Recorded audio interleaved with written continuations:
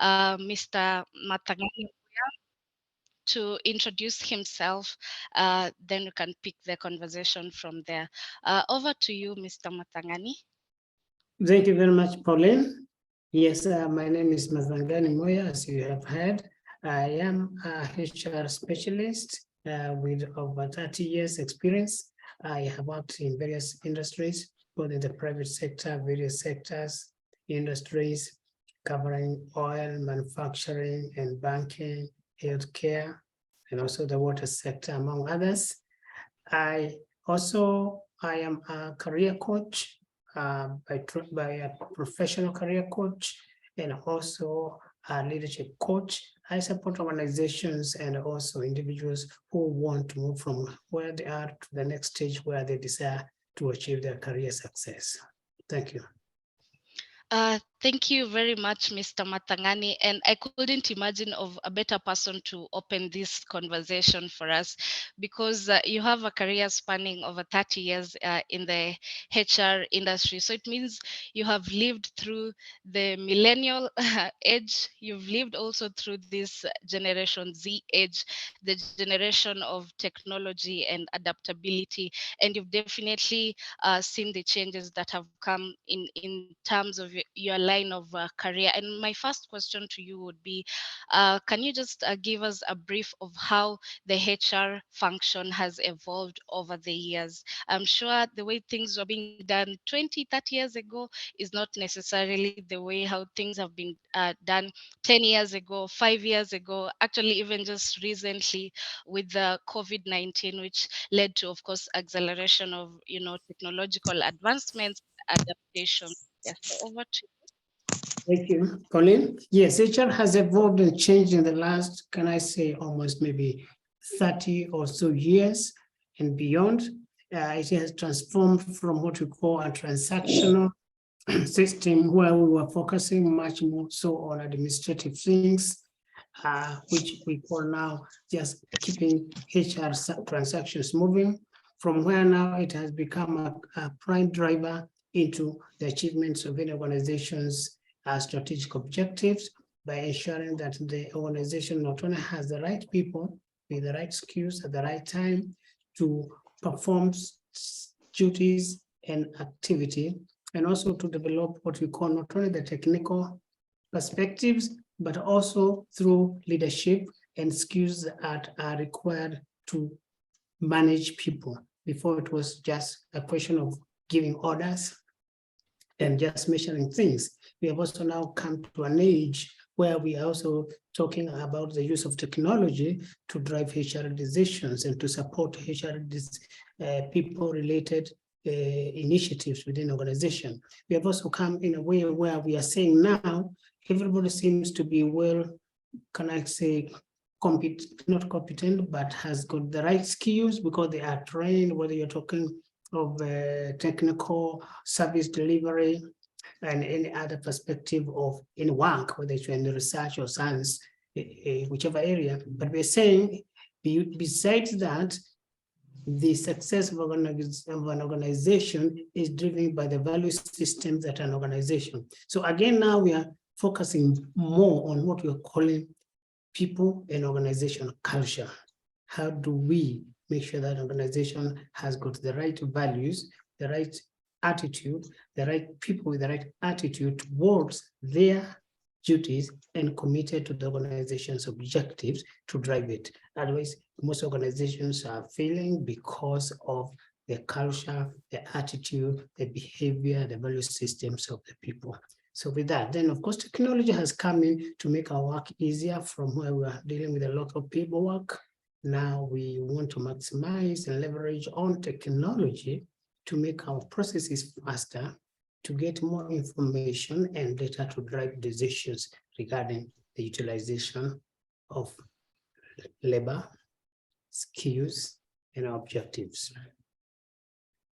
Thank you very much, Mr. Matangani, for that very comprehensive answer and for sharing the changes you have experienced in your career as a HR professional. And of course, you've already touched on the impact, a little on some of the impact that technology has had on HR professionals. So what would you say is the most significant impact technology has had on HR itself as a career, but also to individual HR professionals? I would say the greatest impact that has actually been witnessed is the application of technology to make processes easier and more efficient in HR. For example, I will give an example of what I can call simple tasks, but what you call humongous, managing payroll. We have come from a stage where payroll was so manual that we used to produce what we can call almost acres and inches of heaps of computer printout. But now with a good payroll, you're able not only to have all the data in one place and able to process it into various useful data compartments, which within a very short period, you can process a payroll of even 1,000 people in less than 1 hour. Before it used to take us about 3 weeks just to gather the documentation. We have also other areas where we are gathering data to be able to make decisions. For example, a lot of people say, how do we measure the impact of training or learning and development? Yeah, now we are able to measure by, first of all, starting from a point of knowing what is it we want to achieve, having a threshold, what is the problem we are trying to maybe find a solution to. If it is, for example, customer relationships, type of complaints we are receiving, type of conflicts we are having, misunderstandings, and we can be able to compact and say, we seem to have a problem in this department with so many complaints coming in. And that will prompt HR or the manager in that department to say, look, how come we have so many complaints in that? Then maybe we find out that's coming from one person. Is Pauline has got 5 complaints, 10 complaints. Then we know that maybe we need to speak to Pauline rather than just saying it is the department as a whole. These are the kind of things that HR is able to come up with from a technological perspective through using HR metrics and analytics and data to actually determine a solution or a problem, which is not subjective. And there's so many other areas, probably we'll talk about them later.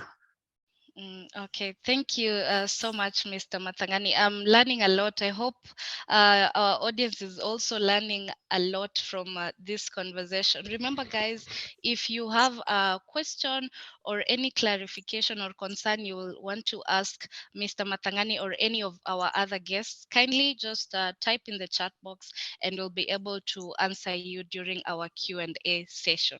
Now, Mr. Matangani, we've already talked about how HR has evolved over the years as a function. And of course, that means then the professionals themselves also, it means that a lot of things have changed in the profession itself. And it means that probably some skills that were useful for HR 30 years ago, or like much required skills for the HR 30 years ago, might not be necessarily the exact same skills that they need to have in order to be successful. So what would you say are some of the skills and competencies that HRs need to, hone in order to be successful now going forward to the future? Okay, that's a very good question. First, of course, it is very important to understand HR itself. What are the components of HR, the role of HR, and get into the X depth. So that in itself is important. What is HR all about?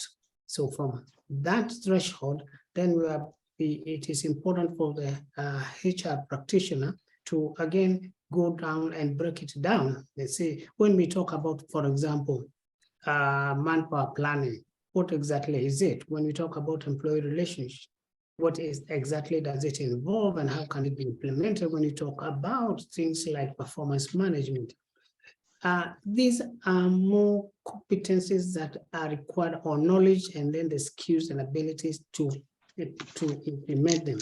But now we break it down to what I can call, what then, after you have known all that, what are the things that make you succeed? So the first one is a good HR must be a very good communicator, because you must be communicating very, very clearly. If you're not, then the messages or how you interact with people may not be as effective. That is one. You must also be a very good person in terms of fostering what we can call teamwork and understanding between people. Because if you're not able to relate well, we are talking about you must be capable of creating good relationship. So you must have good skills of relationship management.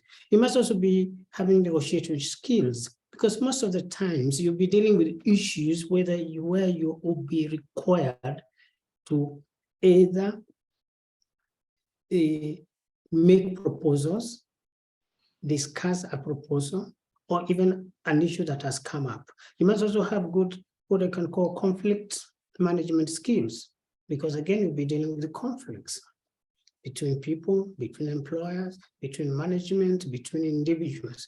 And you must also be somebody who understands also the laws that govern employment. And most of the time, we read just the black and white, but do not interpret, because not everything is written in the law. The law does not even talk, like, doesn't say you issue a show cause letter. But it's for you to interpret, to say there shall be a process of determining if an employee is in breach of a policy and all that. The other things that you must also, to make you succeed, besides the softer skills. The other one is more a bit of numerics. The greatest challenge HR seems to face is that we are accused of not being number oriented. So we surrender a lot of our things. We surrender the payroll, the number crunching to other departments, as accounts. Can you please tell me how much are we spending? You're supposed to do that. So you also need to know how to use data. And this we're talking about the use of HR technology. So HR, developing of HR metrics, the analytics, knowing what to measure. And also you must be a good trainer, because you'll be required to be training other managers in managing staff. So again, if you don't have those kind of skills, you may not be as effective. So these are what I can call among the few basics, among many others, that a HR must be able to demonstrate to the leadership and to employees to be seen to be impactful. Wow, thank you, Mr. Mathangani, for that very comprehensive answer. That's definitely a Mwakenya for anyone who wants to, go up the ladder in their HR career, and they're here in the room today, that you don't only need the soft skills, but also you need to develop tougher skills like data analysis, and how to handle numerics as a HR as well. Thank you so much for that, Mr. Mathangani. Now, my next question to you would be, they usually say the people are the most important aspect of any organization. The employees are the most important part of that organization. So that means that HR as a department plays a huge role in the success of any company. Yeah.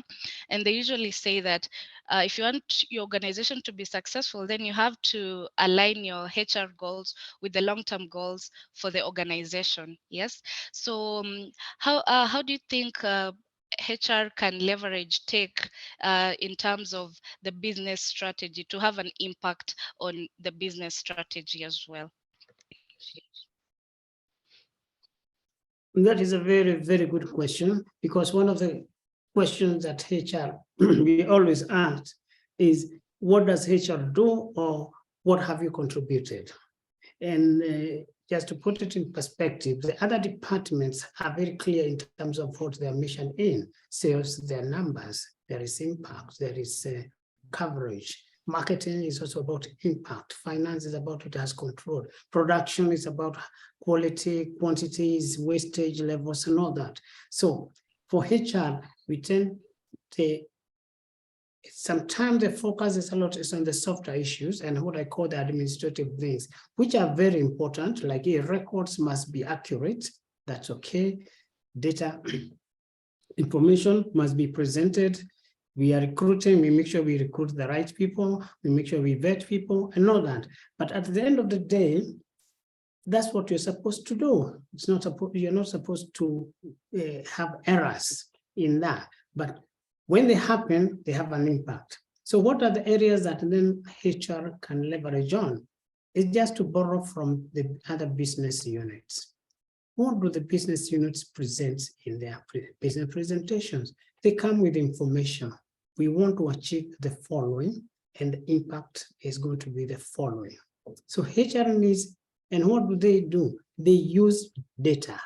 Last year, we sold too much and this product was doing badly. Well, what can we do to make this product achieve its sales target? Now, HR needs to be coming and identifying how do we help the organization in some of its pain points. Simple example I can give is like you are recruiting, you are training. People will, the department will say we have too many errors, but does HR even know that there are errors in department? Why? Sometimes we are not aware because the department is trying to sort it out. But when you get that information, you can be able to ask a line manager, for example. I noted in your report there was an increase and a hike in, for example, in wastage, quality complaints. What do you think is the problem? Do you have information how often this happens? Now, with technology, you can have in your own software where you're able to record this, identify which line, which employee, is it employees who are employed recently? Is it employees who came from this type of industry? What training do they have? And once you combine all this information using technology, you're able to narrow down and say, we believe the problem we're having is because we are not training people, we are just picking people from wherever, they don't understand our equipment. And then you come with a training and you say, if I train this, I can be able to track by information I have from this percentage of waste, errors, quality complaints, returned goods. It has gone down since we stopped this. And that's also done by leveraging on technology. How is because there are many systems that are available, even the very basic ones, where you can be recording this and identifying these things. So among that, I give that as a very basic one. The other one would be things like recruitment. For example, management may be delaying to approve a recruitment. But if you go down to the manager who is in charge of that department, you may want to know what impact does failing to hire, for example, a new technician, a new sales territory manager covering a certain region, and they'll tell you, I'm sorry, my sales have gone down because one person now is covering 10,000 square kilometers and they can't. Then you say, wow, we do how much? You go to finance and they're able to tell you. Then when you go to the boss, you're able to say, sorry, sir, these are the figures. But what are we asked by boss when you go to hire? He says, why are we hiring? And you say, because manager Y said. So with technology, data is easier to get that information in one portal. Finance has it because it knows what the sales have gone, the revenues have gone down. Sales knows it.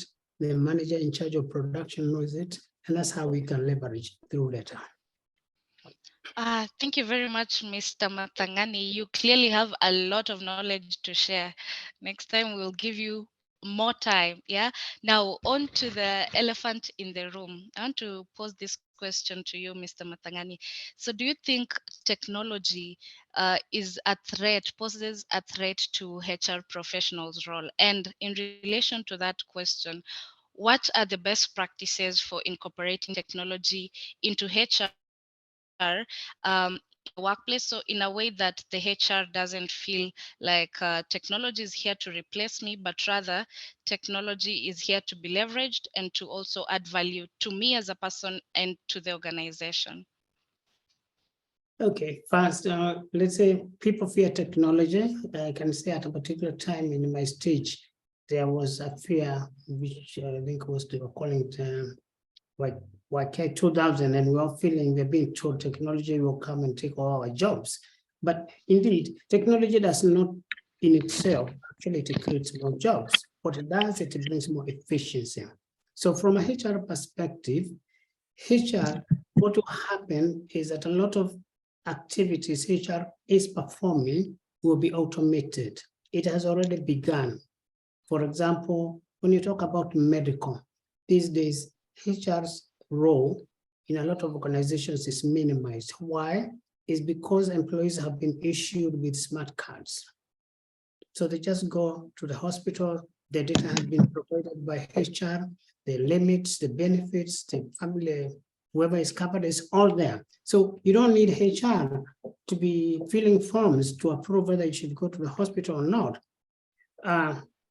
So a lot of administrative things will be removed. Leave management, which keeps some of us very, very busy. You have 500 workers, and each time they're about 100 on leave. So a lot of administrative things will be done. So it is not so much the threat to the HR job itself, is actually the threat to how HR can leverage on technology to be more efficient, to make decisions and support the business operations. So that we should be very worried if you are so relational and not willing to learn in a new digital and HR tech space. So I don't see itself as a threat. What it should simply do is that those who do not adapt will be the ones who will be threatened. So there is hope. And by leveraging more on HR, some organizations actually have even expanded the scope of people in HR, because what are we talking about now? We have department dealing specifically with certain issues, learning and development, for example. We have people specifically about people experience. We have people about people and culture. We have people dealing with compensation and benefits. And therefore, the same people in HR may still be there, but now with the different jobs. But if we don't change, then obviously your job will be threatened and you also be threatened. So please change now before you become extinct. Thank you very much, Mr. Matangani. Remember, guys, if you have a question for Mr. Matangani or for any of our guests this evening, kindly put them in the chat box and we'll have them answered during our Q&A session. Thank you so much, Mr. Matangani, for sharing from your cup of wisdom that's overflowing from 30 years of experience. Thank you so much. We'll quickly move to our next speaker of the night, Mr. Peter Muraya of Empower Smart. Please kindly take the floor. Thank you, Pauline. My name is Muraya Peter, as Paulina has said, and I really enjoyed listening to my senior on the HR issues. I'm not a HR practitioner. My background mostly is in tech. I'm a techpreneur. My company Empower, we specialize in payments, digital escrow products. Mostly we specialize in ads. We have an advert platform called AdPlay. We focus on lending through Sidica, and we also moving into the metaverse and AI. Previously, perhaps that's why I have more experience in terms of HR issues. I was running a company called Okole International, one of the pioneering digital lenders in the country. And at least there I had a team of around 70 staff and a board of 9 directors. So I did have to deal with a lot of HR issues here and there as the business grew. And before that, I was a corporate trainer on several issues, most specifically sales and peak performance. And in case you'd want to learn a little bit more about me after this meeting, after this training, web seminar, you can be able to go to Google and search Peter Muraya. I'm very sure my linked page should be the very first one that should be on top. Then you can get to know a little bit about me. So let's go straight to the question. Do you want to ask me questions, or do you want me to go straight and just present? Let me ask you, Peter. So first of all, you've already said that you have had to deal with HR issues here and there when you dealt with over 70 staff. So what do you think are the benefits that were you using technology in that time?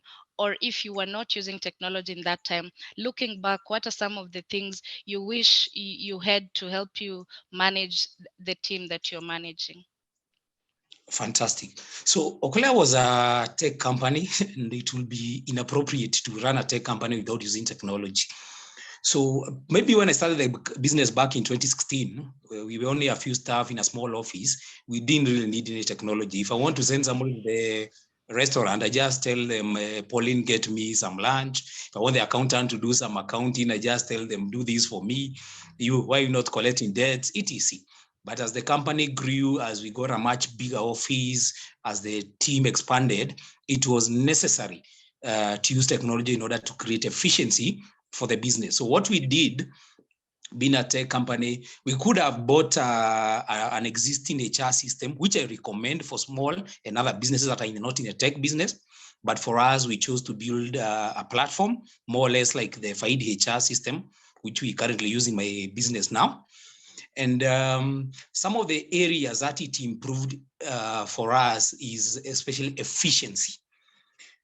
Running a business without tech is very inefficient, especially in terms of administration. So you see, when I needed to assign jobs before our HR system, I had to call somebody to my office. They had to come with a notebook. I had to explain. They had to write. Sometimes they would get it wrong. They would do the job. They would come back to me and I would be like, no, this is not what I asked. And one of the things I used to like about our HR system was task assignment. That if I wanted to assign, or any supervisor or manager or director wanted to assign a task to an employee, all they had to do was just go to the system, create a task, assign the person, designate the time, create a supervisor, explain the task, and that is it. That person should be able to get that particular task, execute it, update me based on the progress of the task, and when it's completed, give me another update of the system with the links to where I can be able to evaluate the system. And one of the things I used to like about it is, instead of doing the quarterly or the half year or the annual appraisal of staff, our system used to allow us to appraise every task in real time. After I evaluate the task, I think the work has been done well, I would grade it, whether is it 4, is it 5, is it very good, is it excellent? And the system will over time aggregate all these singular task appraisals and give you an average score. So that at the end of the quarter, the manager in charge of department should be able to call that particular staff and have a sit down with HR and discuss those areas that, based on those appraisals from everybody, the areas they are failing and the areas they're improving. And we found that staff's productivity went up. We stopped firing people in terms of non-performance, because we know how to guide them on a week-by-week basis. And I can assure you, a tech system like that, it goes a long way in terms of retention. Then also in terms of speed. I remember having to deal with people one-on-one. By the time they come to the office, you chit-chat, catch up, etc. And then you might say a few things, then forget and call them back. It takes too long. And maybe we used to have 5 offices spread around different regions. If I wanted to talk to somebody genuinely in person who is operating, say, in Kitengela or in Mombasa, it will be very difficult, cumbersome, and time wasting. But by having a system that allows me to assign what I want to do and get feedback on a regular basis, it makes work move much faster. So speed in terms of delivery, in terms of execution, is very important. And then in terms of continuity, you know, sometimes I realized when people were sending emails to clients, sending emails to customers who have come up with issues, and then if that particular staff left and we had another one, we would not even know exactly what they were doing. We would not know what kind of conversation they were having with customers who are coming back saying their issues have not been solved. So we moved the communication to the interest system, in the HR system. And when a staff left, all the communication they have been having with the customers are tied to tasks. and the new staff is able to actually take over whatever customers were being addressed by this staff, including for issues which have already been addressed before. So it allows for continuity of the business in terms of if one person leaves and another one comes in. And I believe the whole point of every business is to continue beyond the founders and beyond the initial staff who are there. I think in as far as benefits, because my senior colleague has already addressed much of it, I would want to stop there. Okay, thank you so much for honing in on the efficiency that technology brings to any organization generally. So my other question would be, you having a tech background, do you think there are any drawbacks or challenges that come with incorporating technology into HR? Wow, that's a very interesting question. I think perhaps I can address it in two parts. In terms of the HR practitioners themselves, and secondly, where I would want to focus mostly on is on the labor force, because indirectly, when the labor force is affected negatively, that negative effect must still come back to haunt the people who supervise them, or the HR people who are charged with ensuring their welfare. So in terms of drawback, I would say we needed less managers. So we didn't hire more managers as we would have in terms of if we didn't have a system that allowed us to communicate directly to the individuals. In normal systems, in big companies, if a CEO like myself used to be then needed to communicate something to a junior employee, I had to call the director calls the manager calls the staff. But I realized with this system, I'm able to ask or assign tasks directly to the staff and just tag the immediate supervisor so that they can be able to be aware of the task. So we would have had probably double the number of managers than we had if we didn't have that system. So one of the drawbacks is that I think companies hire less HR practitioners, companies hire less managers when they are using more efficient tech systems. And that can be good for a lot of people out there who are looking to get promotions into managerial positions. In terms of other drawback to HR practitioners, I don't think so. Perhaps I would say people who are not HR practitioners who are not willing to learn.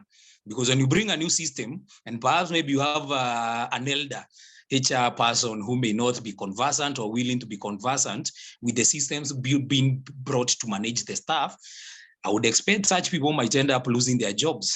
Because if you cannot adapt to change, then you have to move over so that somebody else comes and takes over that particular role. But otherwise, everything I see is just benefits to HR practitioners. I think where where things get elephant is in terms of the labor force itself.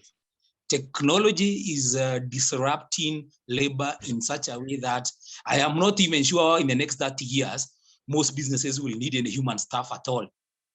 I actually not sure. I think some businesses, a lot of them, we run purely without human staff, which makes me wonder, where are the HR practitioners going to work if the staff are not there? And this is why the labor force is being disrupted. So one of the things that I expect to see going forward from now is massive layoffs within all institutions around the world. People who are currently working, feeding their families, enjoying themselves, happy with the security that their jobs gives them, so many are going to lose their jobs starting now. And actually it's been happening over the last few years, but from here, it's just going to grow. And I'll give you a few examples. The other day I was reading articles online, and I was watching these tractors, these automated tractors that use laser to kill weeds. Very efficient. So somebody has thousands and thousands of acres, but instead of hiring instead of hiring workers to go and weed, probably thousands of workers, as happens with our large farms, they just buy a few of those tractors, program them, and they do all the weeding again and again, so that from beginning to the time the crop is being harvested, no workers are needed on that ground. Now you tell me, where are these workers? And usually they're not paid so much money. Where are they going to be able to get the money to feed their family? I'll give you another example I saw which shocked me the other day. Salons. Salons employ a lot of ladies in this country and probably around the world. And some of the ladies who work in salons have specialized in making ladies' nails look beautiful. And we love that as men. So the other day I saw some of the guys have invented some equipment or robotic equipment whereby ladies just go to the salon and just put their hand inside and the robot and that particular device paints their fingers and it gets it right every single time. So you ask me as a business owner, who am I going to hire? Am I going to hire human labor who can be telling me on Monday that they are sick and they just went out drinking on Sunday? Or am I going to hire this particular equipment whereby my customers can just pop in and in a few minutes are out of that place? You tell me, these ladies, all these millions, if not hundreds of millions around the world, where are they going to get the money to feed their kids? It's ridiculous. My last example, because there are so many that we can keep, but I wanted, oh, you wanted me to finish there? I can stop there. Yeah, we're out of time, so probably next time you'll give us more examples. But I'll just like to ask you one question, yes or no answer. So do you think that technology is actually a threat to not only the HR roles, but generally to the labor force? Yes or no? Yes. Okay, Capital thank yes. you. Thank you for that fresh perspective. In the interest of time, let's quickly move to our last speaker of the night, Mr. Peter Mushemi of FIDE HR. The floor is yours. Hi. Thank you. Good evening. Good evening. Can you hear me? Yes, we can. Yes, we can. Right. Thank you, Matagani Muya and Mr. Peter Muraya for such insightful comments. I think you've mentioned so much that I am now concerned on what to discuss. But before I do mention my comments, I would like to share a short video. So allow me to share my screen. Yeah. We're waiting. HR. Don't know if you can hear. I don't understand it. It's usually bang on time. One of the books, having a robot HR manager, I suppose. Yes. Well, usually. Sure, said 3 o'clock. Meeting room 2A, 4th floor.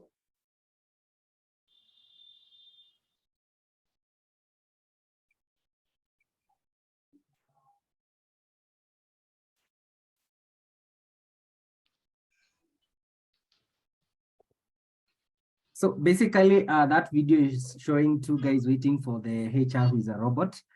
But now the robot goes to an elevator and the elevator is out of service. But because it's a robot, it's not able to use the stairs. So that's an inconvenience that has already been introduced there. So my name is Peter Mushemi. I'm the CEO of FIDE HR. And FIDE HR is a payroll and HR platform that allows HR and accountants automate their manual and payroll processes.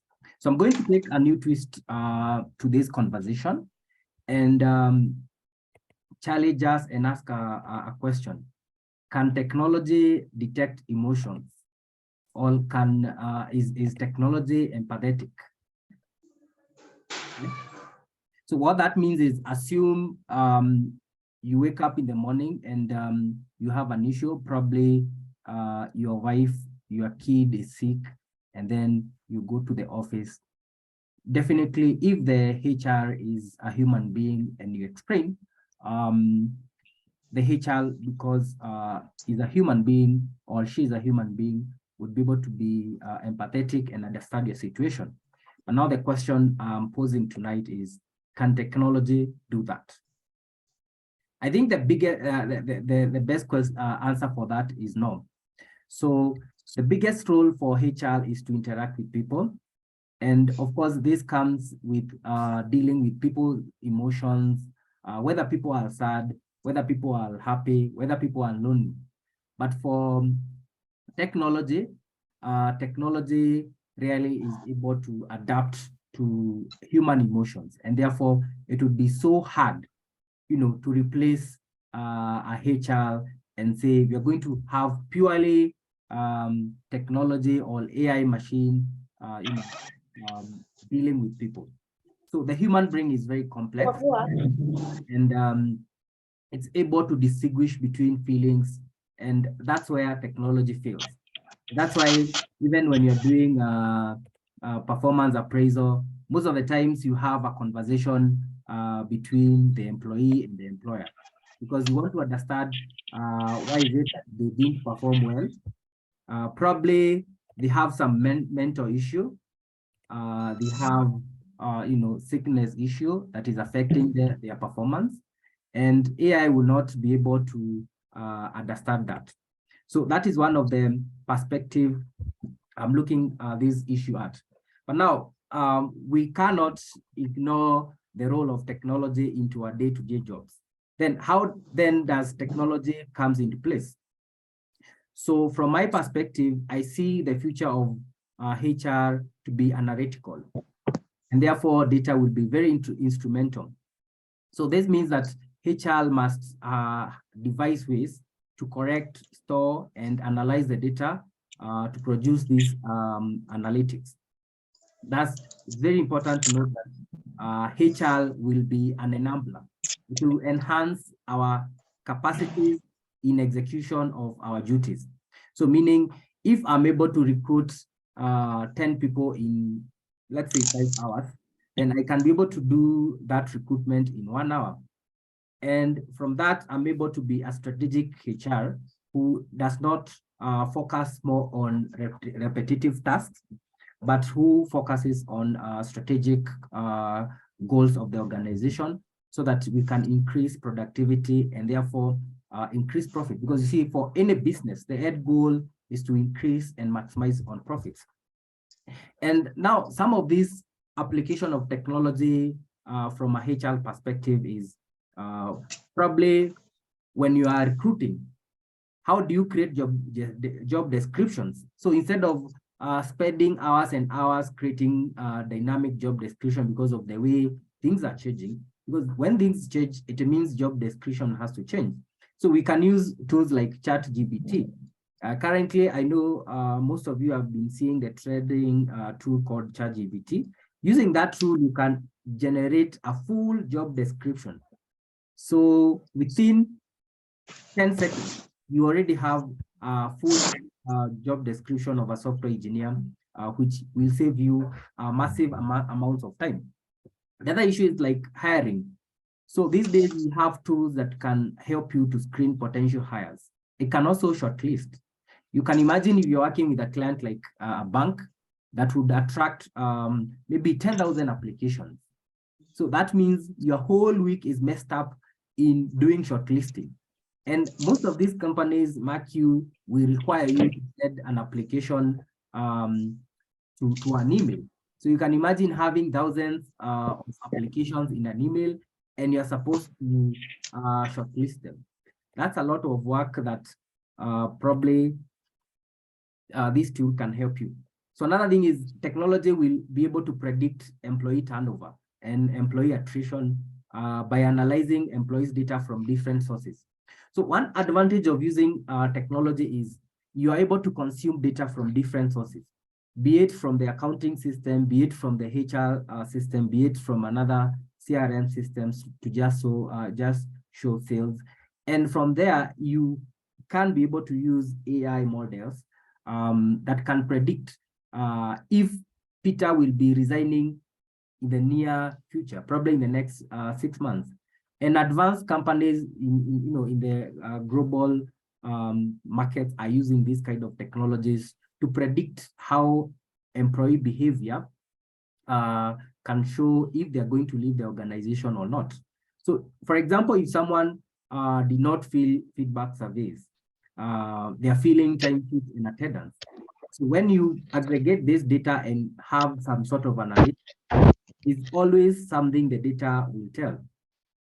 Also, it can also increase maybe employee retention, because if your company requires some particular traits for that role to be successful, if, for example, is a software engineer and you need some particular traits for that person to execute their mandate successfully, then you can be able to hire based on those traits. Maybe this person needs to be talkative, they need to be reserved. So as a human being, these are some of the things that you might not be able to point out. But now with technology, these are things that it's able to accurately point out and maybe help you. So now, what are the basics that we need to do so that we can kickstart our journey of adopting technology so that it can enhance us? So we need to adapt tools that have been provided to avoid repetitive manual tasks, and of course automate these tasks to correct data, because we cannot talk of AI, we cannot talk of HR analytics, and yet we are still using things like spreadsheets. Yes, spreadsheets are good, but with the current technology we are able to use more modern tools like FIDHR to better integrate with other systems, because currently an organization can be able to utilize several number of tools to be productive. So data will be very important, and you realize that data stored in spreadsheets cannot integrate with other technologies. And spreadsheets, I mean something like Excel. So in case a certain system wants to get data from your Excel sheet, that you have a laptop somewhere, that will not be possible. But now, once you have tools that are cloud-based, then you can be able to use any technology and have that data in any format that now can be analyzed in different technologies. So this could help you to better your financial, employee wellness, and employee engagement, and so many other things. Now, some areas that HR can automate are probably in the first phase that is not that complicated. You could start with employee onboarding and offboarding and data collection, leave management, which involves applicant application and tracking, and of course, payroll management, attendance and task management, things like assets management. So these are pretty easy areas that maybe can be automated easily without a lot of complications.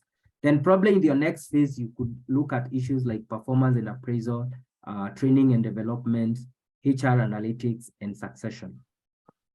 So in conclusion, I think just like the video, the video I've shown you as illustrated, technology can never replace the human in human resources. Maureen, I think those are my simple remarks. Over to you. Thank you so much, Peter. So I guess your answer is that technology is actually not a threat to HR professionals' role. So we have 2 against 1. I'd just like to open this question to the audience. Do you think technology is actually a threat to HR professionals' role? Or what perspective do you guys have about technology being incorporated into HR? You can type your answer in the chat box, yes or no. In the meantime, I think I'll say my answer as well. I don't think technology is a threat to HR professionals' role, but rather it presents an opportunity for the HR to be more efficient and to leverage this technology to achieve better results than they usually achieve without the technology. So definitely HR professionals need to, know what skills or how to position themselves in order to survive in this tech-driven economy that we're in right now. I don't think that, like Peter has said, I don't think there is technology can replace the human in human resources. Human resources needs that human touch to be, the best it can be.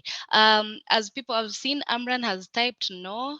Great. Okay. Also, Pauline, I think in case someone has an issue or rather a question, a question, you can unmute yourself and just make a quick comment and tell us where you're from and probably what you think.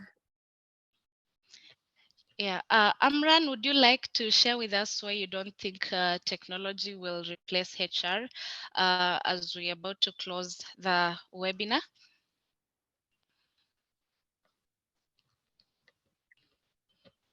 Or anybody else with a query? Hello. Oh, can you yes. hear me? Yes, we can. Yeah. Aaron Joroge, tuning in from Mombasa. My comment is that from what the presenters have just taken us through, I believe in totality, technology will not replace the human being. One simple element is that technology cannot make decisions. So we'll need humans. There are some jobs those jobs which are easier to automate, those ones, obviously, those will go, but the human element will remain in the fact that decisions have to be made by humans. Something else I need to comment on, and this has been highlighted by Peter. We are reading so much about ChatGPT, and it's a comment and a question, maybe to the panelists or to the guests. I read an article that an application written or generated from ChatGPT was presented or was sent together with other applications in a position that was open. And this application generated by ChatGPT was shortlisted, and the HR and the other guys, they were all willing to invite these smart candidates to the interview. As HR, what mechanisms do we have to ensure that even as we embrace technology, technology doesn't take over our lives? Because I'm seeing in future whereby a candidate who has, and this is happening even with say these CVs, the systems that what do you call them? ATS. Exactly, yes. So I'm sure so many candidates, very smart candidates, are missing out because they don't have excellent CVs. People go pay consultants, they come up with very nice CVs. Those CVs get through those systems, but you are inviting candidates who are not smart, leaving out so many candidates who are smart, but they've been limited by CVs. Thank you. Thank you very much, Aaron. I'd like to direct that question to Mr. Matangani. Thank you. The valid questions and valid observations. The fact is that technology has got its own positive impact on human beings and society. And the issue of ChatGPT is a global concern. Some of us have expressed our personal views, not so much from a technological perspective, but the impact it may have. One, we already have people who are using the greatest challenge we seem to be having with a lot of some of us is that when we go out to work, we either tuned to certain things. So when we reach a certain level, we are not able to use critical skills because we have relied a lot on a lot of this. I worked in a bank and there were credit processing softwares. So when you go to another level, it's not the software now that will make the decision, it's you now to question the candidate and see, is this candidate really genuine or are they giving us fake things? So as HR, we need to improve how we are hiring by improving on our interviewing skills to be able to see through search. And in some cases, HR is able actually to detect somebody who is not what he is saying. Unfortunately, if you don't have those cues as a HR, a lot of things will be happening. And that's why we say we find people joining an organization and within a very short period, they are not performers because the misnomer is, we say it is the best candidate who interviews very well in the interview room who gets the job, not the most qualified. So your duty as a HR is to make sure nobody passes through that stage until you are fully satisfied. Two, it is also going to be another problem because a lot of us have gone to ChatGPT to generate all these documents, show cause letter, interview, recommendation letter. Wait until you are required now in a boardroom setting to make a presentation and somebody throws a question to you. And that is what happens even to those. I do help people in interview skills, but I tell them, you own the process. I don't give you the answer. They already go. But what will happen is that some of us are going to stop being very critical thinkers, logical, and all that. So what is going to happen is that you're going to find a lot of people not able to rise up the ladder because they cannot take leadership roles, decision making, as he has rightly described. So let's be a bit careful about how much we use these applications. And by the way, we'll soon start seeing them. And I see them. People write emails or messages and I say, last time you are writing me without capital letters, with small letters, and now you have. And I wonder, which school have you gone in 3 weeks? Then I know somebody is writing for you your messages until we meet. So Yeah, it's a threat, Aaron. Yes, it's something to watch out. Thank you. Thank you so much, Mr. Matangani. Aaron, I hope your question has been answered to satisfaction. Yes, well answered. Thank you. Okay, thank you also for engaging. Now, in the interest of time, I can see our time is far much spent. I'd like to call this webinar. And first of all, I'd like to thank all of you for taking the time to join us and be part of this conversation, of course. And I'd like to invite any of you. This webinar will be happening every other month. So if you feel like you have something of value that you want to share with the attendees, kindly, my email is in the chat box. You can write me an email and we'll organize how you can be one of our guest speakers moving forward. Also, thank you very much to our panelists for sharing valuable insights and for bringing fresh perspectives to this discussion as well. And I hope you have all learned something of value, and we've delved deeper into how technology has impacted HR and what that means to each of you in your capacities at work. Yeah, so thank you so much again, and hope to see you next month. Thank you and have a lovely, lovely evening. Goodbye. Thank you, Pauline. Bye-bye, everyone. Have a lovely evening and a good week.